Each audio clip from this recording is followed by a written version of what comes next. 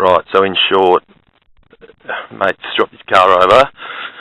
It's got a knocking sound. It didn't have it when I started, but took it for a big drive and it happened. So this is the sound of it anyway.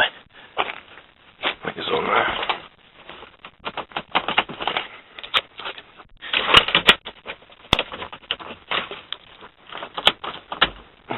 Fuck me.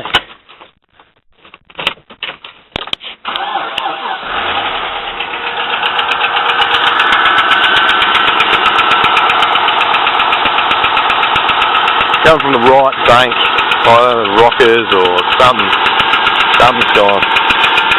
Coming from in here. It's fine over this side, that side not so good. Oil's been changed 1,000 times. The oil light comes on as well. It's not on now, but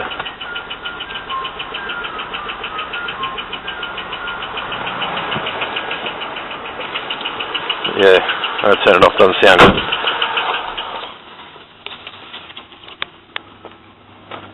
What are your thoughts?